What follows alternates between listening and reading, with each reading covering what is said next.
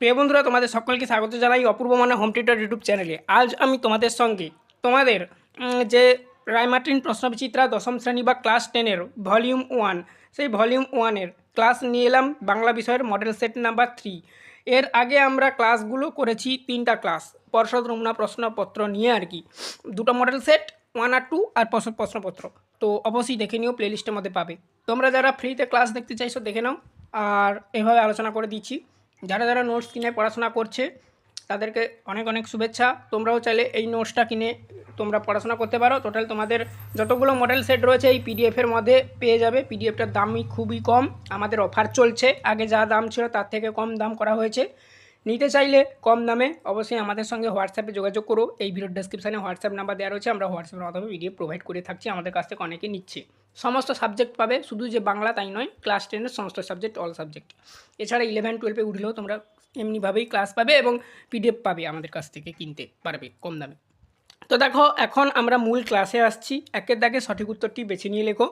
একের প্রশ্ন, এ বিষয়ে সন্দেহ ছিল। তপনের সন্দেহর বিষয়টি হলো যে লেখকরা যে উত্তর করবে মানুষ, অপশান ক করো উত্তরটি, অর্থাৎ লেখকরাও যে সাধারণ মানুষের মতন হয় তা নিয়ে তপনের সন্দেহ ছিল। 1-2 প্রশ্ন দেখো, পাবলো নেরুদার প্রকৃত নাম হলো, উত্তর করবে নেফতলি রিকদো রেইস এ বায়োলতা, অপশান ঘ করো উত্তরটা। 1-3 প্রশ্ন দেখো, তুমি সবল আমি দুর্বল, তুমি সাহসী আমি ভীরু। দেখো, যিনি লিখেছেন তিনি হলেন ইংরেজ কবি। আফ্রিকা কবিতার সাম্রাজ্যবাদী শক্তির কথা বলা হয়েছে এখানে, এইটার মাধ্যম দিয়ে আর কি। আমি একটু করে ব্যাকেটের মধ্যে কিছু উল্লেখ করেছি, সেগুলো বুঝিয়ে দিচ্ছি। এভাবেই তোমাদের এই নোটসে থাকছে, চাইলে তোমরা নিয়ে পড়তে পারো। 1-4 দেখো, কারক শব্দের আক্ষরিক অর্থ যিনি কর্তা। তারপর দেখো, কলকাতার চিড়িয়াখানায় আছে নিম্নরেখ পদটি কোন কারকের উদাহরণ? অধিকরণ কারক, অর্থাৎ স্থান বোঝাচ্ছে, সেদিক দিয়ে অধিকরণ কারক। 2 দাগে যাচ্ছি, কম বেশি 20টি শব্দে উত্তর দাও। আর এমসিকিউগুলোর উত্তর তোমাদের বইতে অটোমেটিকলি করা রয়েছে, পিছনের দিকে দেখবে রয়েছে। তো বাংলার যে সেটগুলো রয়েছে তার পিছনে রয়েছে আর কি। তো 19টা সেটের পর ওখান থেকে চাইলে করে নিতে পারো, তবু অনেক সময় ভুল হয়ে যায়, এই জন্য সঠিকটা আমরা দিয়ে দিয়েছি পিডিএফের মধ্যে। কম বেশি 20টি শব্দে উত্তর দাও। বোন লেসোয়া। তারপরে দেখো, পলোহেই কার কোন লেখার কথা বলা হয়েছে? উদ্ধৃত অংশটি লুই কারওয়েলের অ্যালিস ইন ওয়ারল্যান্ড বইয়ের বিখ্যাত চরিত্রের সংলাপের কথা নির্দেশ করা হয়েছে। সে জানতো না, কি জানতো না? পাবলো নেরুদা অসুখী একজন কবিতায় লেখকের প্রিয়তমা মেয়েটি জানতো না যে সে মানে মানে যে কথক আর কখনো ফিরে আসবে না আর কি। 2-3 দেখো, ফাউন্টেন পেনের এক বিপদটি কী? শ্রীপন্থের লেখা ফাউন্টেন পেন এর বড় বিপদটি হলো এটি মানুষের অতিরিক্ত অমনস্ক করে তুলেছে, মানে মানুষরা আর ব্যবহার করছে না, মানুষরা অমনস্ক করে তুলেছে অতিরিক্ত, এবং মেধার চেয়ে যান্ত্রিকতার ওপর নির্ভরশীল করে দেয়। যেমন এই যে পিডিএফের মাধ্যমে আমি তোমাদেরকে পড়াচ্ছি, বোর্ড করছি না, হাতে লিখে বুঝাচ্ছি না, এটাই আছে যান্ত্রিকতা। 2-4 দেখো, ব্যতিহার কর্তা কাকে বলে? যখন কোনো বাক্যে দুজন কর্তা একে অপরের সাথে একই কাজ করে বা কাজে যুক্ত থাকে বা লিপ্ত থাকে তখন তাদের ব্যতিহার কর্তা বলে। যেমন রাজা রাজায় যুদ্ধ। বজ্রশিখার মশাল জেলে আসছে ভয়ঙ্কর, রেখাঙ্কিত পদটি কারক ও বিভক্তি নির্ণয় করো।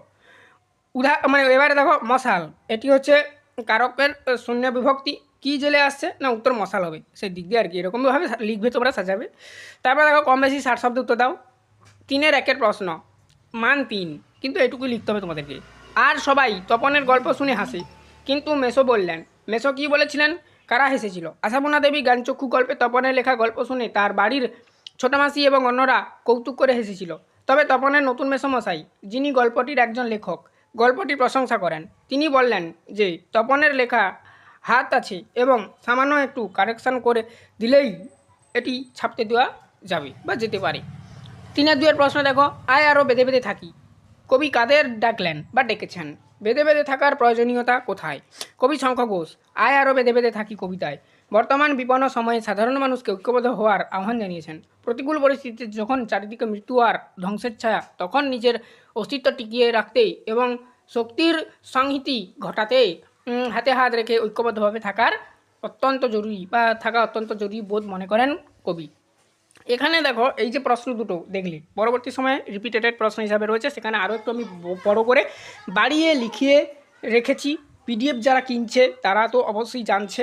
তোমরা যারা পিডিএফ কিনতে চাও অবশ্যই কম দামে কিনতে পারো, হোয়াটসঅ্যাপে যোগাযোগ করো। এছাড়া আমরা পরবর্তী সময়ে এইরকমই ফ্রি অফ কস্ট ক্লাস বের করব তোমাদের জন্য, যারা যারা পিডিএফ কিনবে না, যাতে তোমরা স্ক্রিন দেখে লিখে নিতে পারো। তো সেখানে দেখতে পাবে। কম বেশি 150 শব্দে উত্তর দাও, বলা রয়েছে দেখো 4 দাগের কি 4 দাগের প্রশ্ন দেখো। কিন্তু নতুন মেসোকে দেখে জ্ঞান চক্ষু খুলে গেল তপনের। নতুন মেসোর পরিচয় দাও, তাকে দেখে তপনের জ্ঞান চক্ষু খুলে যাওয়ার কারণ কি? পরিচয় দেখে নাও তপন সম্পর্কিত। তো আশাপূর্ণা দেবী জ্ঞানচক্ষু গল্পে নতুন মেসোমশাই হলেন তপনের ছোটো মাসির স্বামী। তিনি একজন প্রকৃত লেখক। তার বই ছাপানো হয় এবং অনেক মানুষ তার লেখা পড়ে।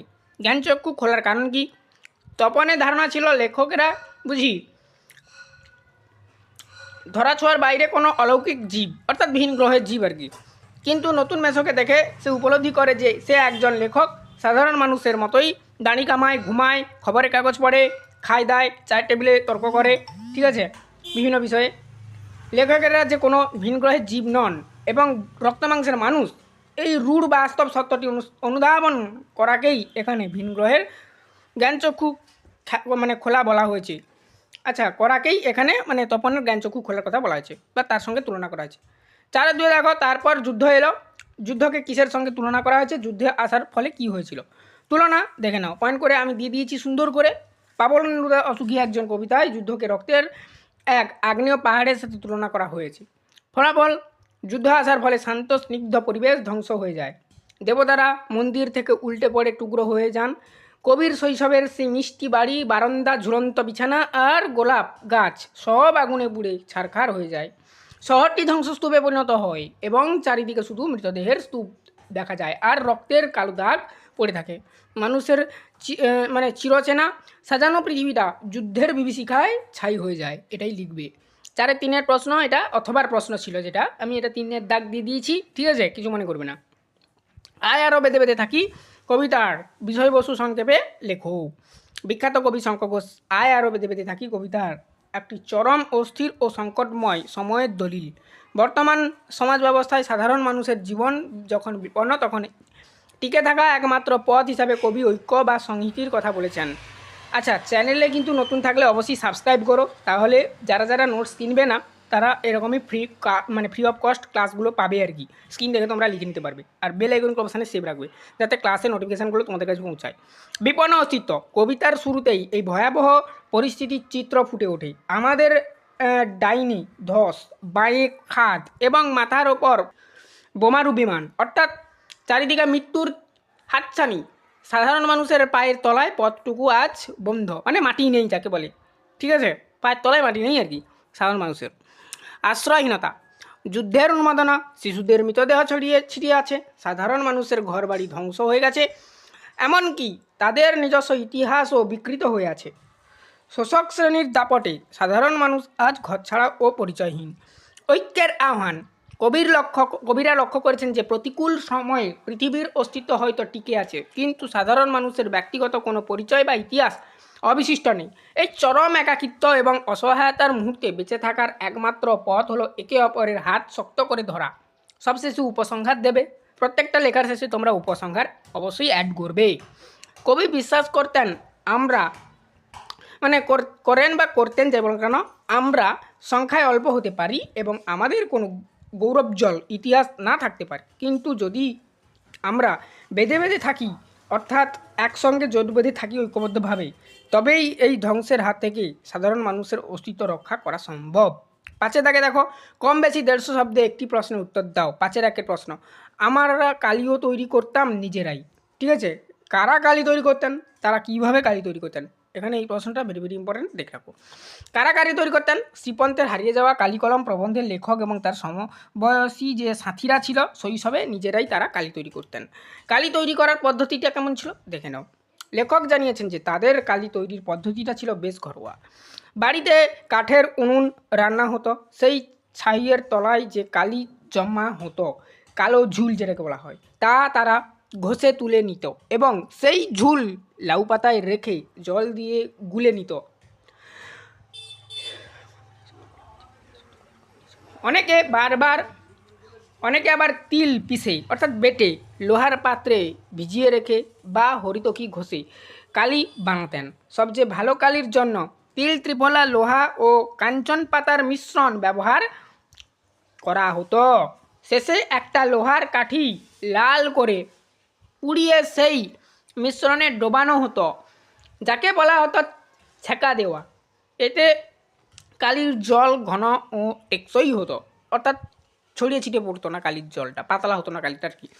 এরপর কাপড় দিয়ে ছেঁকে সেই কালি দোয়াতে ভরা হতো।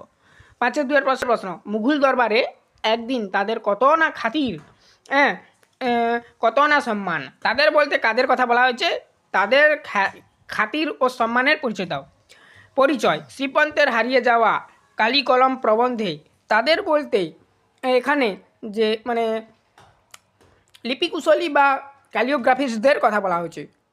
খ্যাতি ও সম্মানের পরিচয়: মধ্যযুগের যখন ছাপাখানা ছিল না, তখন সুন্দর করে হাতে লেখা পুঁথি বা পুঁথির গুরুত্ব ছিল অপরিসীম। মুঘল সম্রাটরা এই লিপিকুশলীদের অত্যন্ত সম্মান করতেন। লিপিকুশলীরা সুন্দর হস্তাক্ষরে রাজকীয় ফরমান ও দলিল এবং মূল্যবান ধর্মগ্রন্থ প্রতিলিপি করতেন। তাদের গ্রন্থের কদর এতটাই ছিল যে অনেক সময় তাদের বেতন সাধারণ সৈনিক বা কর্মচারীদের চেয়েও বেশি হতো। সম্রাট তাদের সোনা রূপা উপাধি দিতে ভূষিত করতেন, মানে উপহার দিয়ে ভূষিত করতো বা উপহার দিতে যাই বলো কেন, যেভাবে লিখতে পারো। লিপিকুশলীদের হাতে লেখা শুধু তথ্য সংগ্রহের মাধ্যমে ছিল না, তারা ছিল এক তাদের ছিল এক অন্যান্য শিল্পকলা আর কি। 6 দাগে দেখো, কম বেশি 150 শব্দে একটি প্রশ্নের উত্তর দাও। যে প্রশ্ন 6-1 প্রশ্নটা আমি এখান থেকে আলোচনা করে তোমাদেরকে দেখিয়ে দিচ্ছি। বিশুধরের বিরক্তির কারণ হাত গণনা। এখানে পীরের মতন লোক, এখানে দেখো গণনা একটু করে দেবে, রা হয়েছে, নাটা করে দেবে, স্পেলিং মিস্টেক, কিছু মনে করবে না।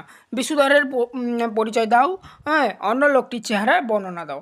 দেখো এখানে প্রথম বিশুধরের পরিচয় দেওয়া রয়েছে।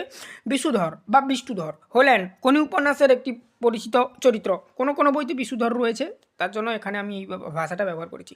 তিনি পেশায় একজন সফল ব্যবসায়ী এবং রাজনীতির সাথে যুক্ত হতে আগ্রহী। তোমরা বলবে কিন্তু বিষ্ণুধর, ঠিক আছে, এটাই বেটার হবে। তিনি অত্যন্ত ভোজন রসিক মানুষ। তার বিশাল চওড়া শরীর এবং ভারী চেহারার জন্য তিনি পরিচিত। তবে তার মূল পরিচয় হলো তিনি একজন উচ্চাকাঙ্ক্ষী ব্যক্তি, যিনি নিজের প্রভাব প্রতিপত্তি বাড়াতে চান। অন্য যে লোকটি, সেই অন্য লোকটির অর্থাৎ জ্যোতিষী বা পীর বলে যে দাবি করে নিজেকে, তার চেহারার বর্ণনা দেখে নাও।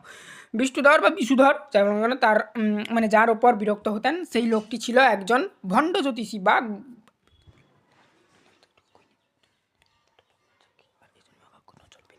ভাগ্য গণনাকারী। উপন্যাসে তার চেহারা বর্ণনা দিতে গিয়ে বলা হয়েছে লোকটির গায়ের রং ছিল, উপন্যাস বলতে কোন উপন্যাসের কথা বলা হয়েছে এখানে, ঠিক আছে, তামাটে এবং গাল দুটি ভাঙা। তার কপালে একটি বড় সিঁদুরের টিপ বা তিলক থাকতো। সে গেরুয়া বা কোনো ধর্মীয় আলখাল্লা জাতীয় পোশাক পরত। তার চোখে ছিল ধূর্ততা এবং মানুষের দুর্বলতার সুযোগ সুযোগ নিয়ে সে দুর্বলতার সুযোগ নিয়ে আর কি ভাগ্য গণনার নাম করে তাদের বিভ্রান্ত করত। বিষ্ণুধর বা বিশুধর মনে করতেন এই ধরনের লোকেরা কেবল মানুষের মন দুর্বল করে দেয়, তাই তাদের প্রতি তার তীব্র বিরক্তি ছিল।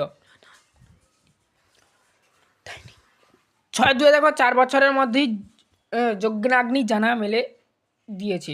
যজ্ঞাগ্নি কি, কার তত্ত্বাবধানে কীভাবে যজ্ঞাগ্নি জানা মেলে দিয়েছে। যজ্ঞাগ্নির পরিচয়: যজ্ঞাগ্নি হলো একটি সুইমিং বা সাঁতার ক্লাব, ঠিক আছে, কসবা অঞ্চলে এটি অবস্থিত, যার সাথে কোনি এবং ক্ষিতিশ সিংহের লড়াইয়ের ইতিহাস জড়িত রয়েছে। যজ্ঞাগ্নির বিস্তার তত্ত্বাবধান দেখো, এটি মূলত ধীরেন ঘোষের এবং অন্যান্য কর্মকর্তাদের তত্ত্বাবধানে পরিচালিত হতো, যারা ক্ষিতিশ সিংহের বিরোধী পক্ষ ছিল। সাফল্যের কারণ: ক্লাবটি খুব অল্প সময়ই 4 বছরের মধ্যেই আধুনিক পরিকাঠামো এবং প্রভাবশালী ব্যক্তিদের সহায়তায় নিজেদের ডানা মেলে দিয়েছে। নিজের ডানা মেলেছে আর কি, অর্থাৎ এখানে ডানা মেলার কথা বলতে সে পাখি নয়, এটা আবার কেউ পাখি ভেবে বসো না। সে কি করেছে, তার প্রভাব প্রতিপত্তি বিস্তার করেছে, নাম ডাক হয়েছে ক্লাবের, এটাই হচ্ছে এখানে ডানা মেলার সঙ্গে তুলনা করেছে। তার প্রতিযোগিতায় বড় ক্লাবগুলোকে টেক্কা দেওয়ার মতন শক্তিশালী হয়ে উঠেছিল, তার এমন প্রতিপত্তি জন্মেছিল। আচ্ছা, পরে তোমাদের E2B আছে, অর্থাৎ ইংলিশ টু বাংলা, দেখে নাও।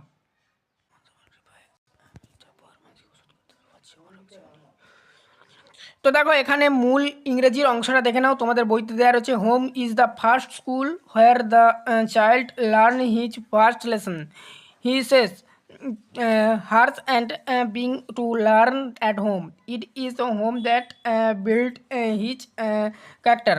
In a good home, honest and healthy men are made. তারপরে দেখো বলা রয়েছে bad influence at home spoils a child. এখানে দেখো অনুবাদটা দেওয়া রয়েছে, অর্থাৎ গৃহ বা বাড়ি হলো শিশুর প্রথম বিদ্যালয়, যেখানে সে তার জীবনের প্রথম পাঠ শেখে। সে বাড়িতেই প্রথম দেখতে শেখে, শুনতে শেখে এবং শেখার প্রক্রিয়া শুরু করে। এই বাড়ি তার চরিত্র গঠন করে দেয়।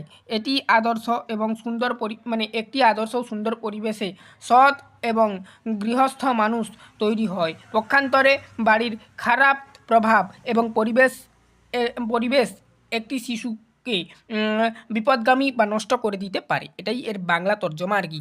এরপরের দিন ক্লাসে মডেল সেট 4 সম্পর্কে আলোচনা করব। পরবর্তী সময়ে আমরা প্লেলিস্টের মধ্যে অ্যাড করে দিচ্ছি, তোমরা যারা দেখছো পরবর্তী সময়ে ভিডিওগুলো প্লেলিস্টের মধ্যে পাবে ফ্রি অফ কস্ট। তোমরা যারা নোটস কিনবে না, এরকম স্ক্রিন দেখে লিখে নাও। আর কি করবে, যারা নোটস কিনে পড়তে চাইছো অবশ্যই কিনে পড়তে পারো।